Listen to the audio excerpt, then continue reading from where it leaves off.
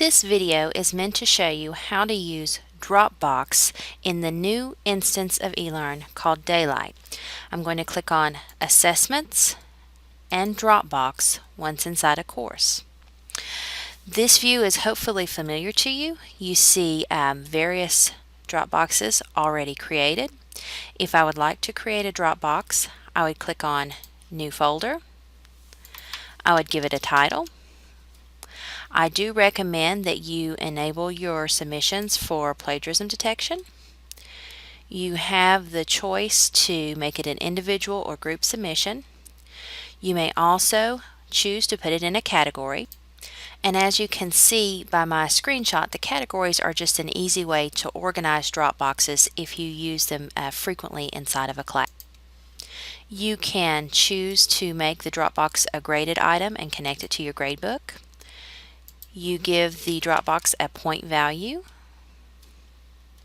You can include instructions for your Dropbox as well as add an attachment. I think this is a fairly important part of it. You need to choose whether you're going to allow unlimited submissions for the Dropbox or one file per submission. And if you want to keep all submissions or only the most recent submission. On the originality report, you would want to decide if you want to allow submitters to see the report, and you have some other options in here such as what you want the plagiarism detection to look at, and if you want to enable grammar check for the students. And grammar check, some people really enjoy it and some people don't enjoy it at all, so it's a total personal preference on the plagiarism grammar check. After you set those submissions, you have the option to go to Restrictions, and these are very important buttons.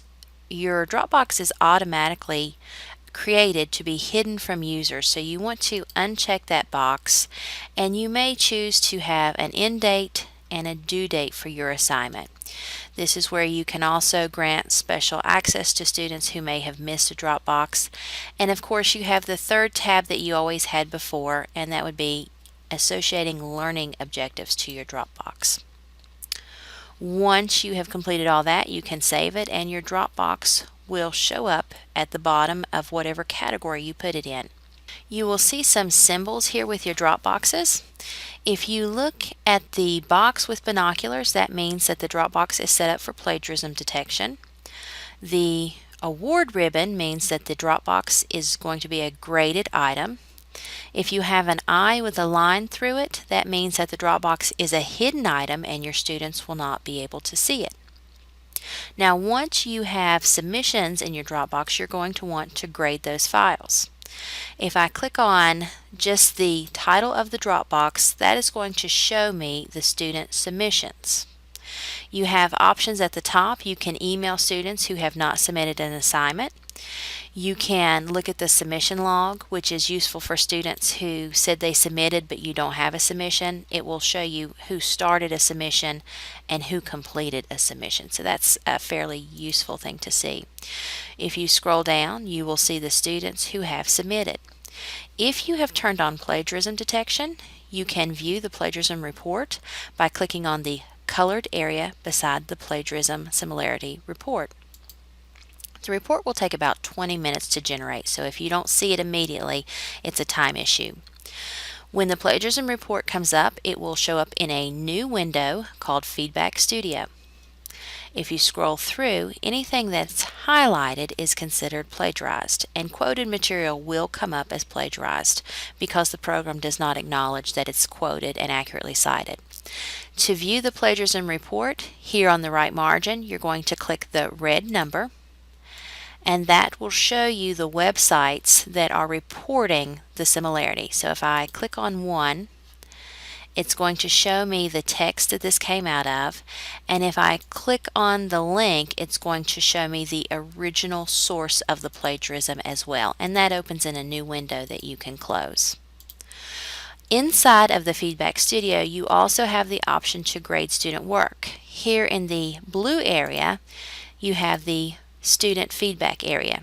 You can create your own comments to drag over. You can also type comments yourself. inside and throughout the text, and you can choose to highlight and create bubble comments, and this is also a useful way to give student feedback. Once I have finished either grading or viewing the plagiarism report, I very simply come to the top area and I'm going to press the X to close that window, and I'm going to come back to the window where I see the student submissions. If you choose to offer a more traditional feedback outside of GradeMark, you would just click on the student submission. And here on the right side, you have the same options you had before.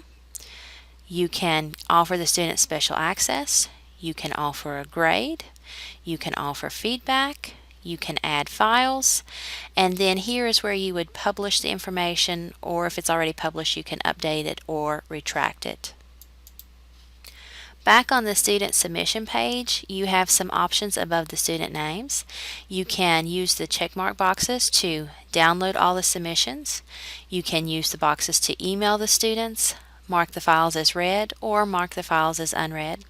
You can delete, or you can do a mass publish feedback, which means you can do all of the feedback in draft mode and then publish everything at once.